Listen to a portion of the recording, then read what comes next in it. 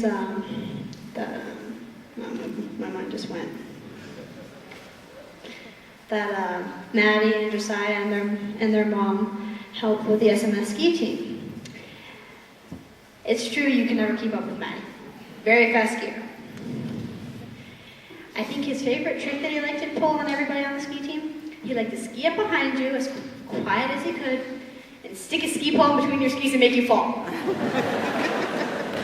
He got that on me a couple of times, so it fell out of my face. There's another time at the Skyview area where we skied. Snow was starting to melt. There's this big, huge ice area. And Maddie came over and was like, Denali, come here. I want to show you this big hole I made in the ice. And I'm like, okay. Follow him over, a fairly decent hole. He starts chipping away at it with his ski pole. I'm like, Maddie, you're going to bend your pole. He's like, oh, no, I won't. He was a character, I tell you. He liked to tease me and my friends, especially with the tripping. And I'm gonna miss him. He was a real corker.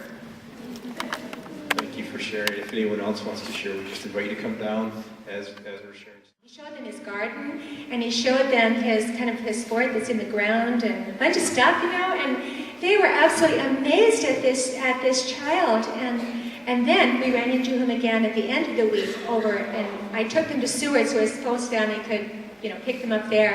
And besides that, their parents are both runners. I mean, his mother ran 20 miles almost every day. It was amazing. Anyway, I knew they were both runners who would enjoy seeing our Mount Marathon race over in Seward. And when we were over there, here came Maddie down the mountain. And he was so excited because he had beat his sister. He was the head of his sister, so he let us know. And so we were just, I was just totally amazed with this child, even though I had never really gotten to know him personally before that. And these boys from Germany were too, so I'm going to have to email them and tell them. Lord took him to heaven now.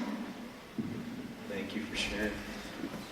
Speaking of Maddie the runner, I ran my first race last summer, and I was pretty proud of myself when I finished, and Maddie came up and pointed out to me that he had finished before I had. That was, as many people have mentioned, he was very competitive, and he was very pleased to be able to tell me that. Tell us your name. Brenner. Brenner. And what would you like to tell us about that? I took a field trip to his house. We milked the cow, and me and him were friends, so he squirted some milk on me, so I'm like, hey, I think we're having a milk fight.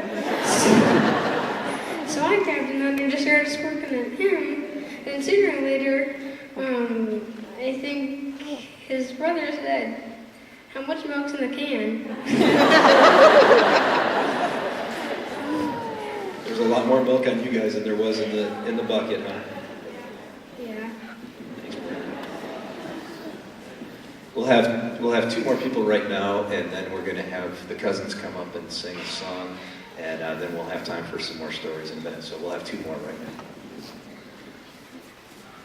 Hi, my name is Sherry Reed, and last spring my daughter and I were driving past the diamond, and we saw Maddie and Toad out in the field, and they're jumping and skipping and waving their arms, throwing rocks, herding the cows in, and we're like, I almost stopped the car because it was just such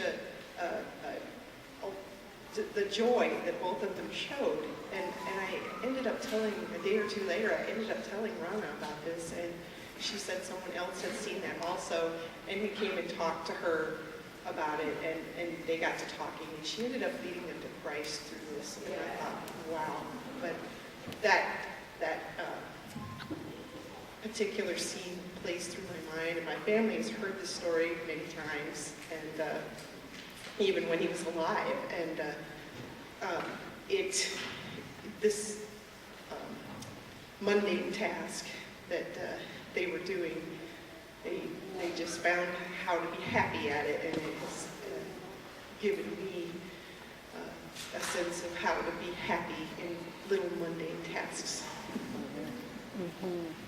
Thank you. We'll have one more, and cousins can get ready to come up and sing. Well, I'm Jessie, and I got the privilege of teaching Maddie and his little brother Toad Sunday school this year. And one of Maddie's favorite verses was that verse, Jesus wept. He was really quick at making sure that he knew that verse and he gave credit for it. I just thought that was just kind of funny. It was a very Maddie personality thing. And one of the things that he kind of made tradition this year was we have a dress-up box in the children's ministry area. And it seemed like every clever idea Maddie had, Toad was right there with him, supporting his big brother, doing whatever he thought was really neat. And they would always get into mischief with each other. And they decided that they would go into the dress-up box and put on the dresses. And Maddie would always wear this bright purple dress covered in sequins, and he would wear the little red slippers from The Wizard of Oz, and climb on top of the slide where you're not actually supposed to be, but that's okay because he's Maddie. And he just kind of proudly proclaimed, look at this, isn't this so great, kind of breaking any of the unsaid rules that we had, but we kind of came to expect it every Sunday morning, even to the point of asking him a couple weeks ago, Maddie, why aren't you wearing your dress? And he instantly got into his dress. He's like, okay, now we're good. It's just those little things that you don't usually expect, but you expect for Maddie because he was just that boy, just had that life without him. I don't think I'll ever forget it. Thank you. This time we're going to invite the cousins to come up and they have a couple of songs.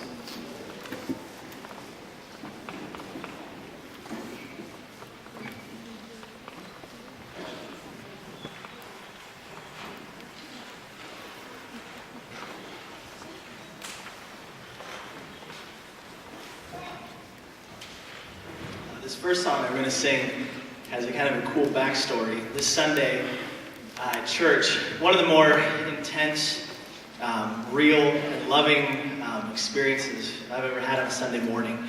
You could feel a hug around the Martins and their family throughout the service. And Keith Hamilton closed the service kind of spontaneously by singing "Jesus Loves Me." He started it a cappella and walked off, and we finished it.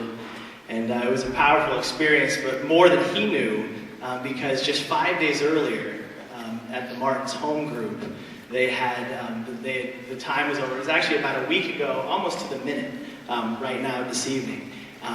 They had finished up, and Pastor Jeremy asked if anybody wanted to sing a song.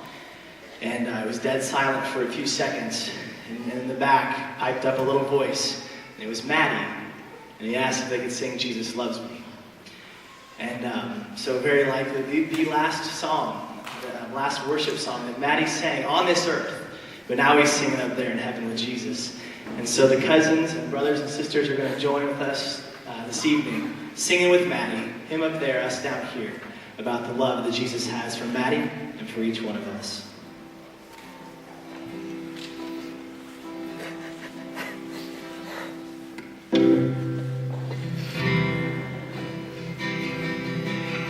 Jesus loves me, this I know, for the Bible tells me so. Little ones to Him belong, they are weak, but He is strong. Yes, Jesus loves me. Yes, Jesus loves me. Yes, Jesus loves me. The Bible tells me so. I want you guys to join with us. Jesus loves me. This I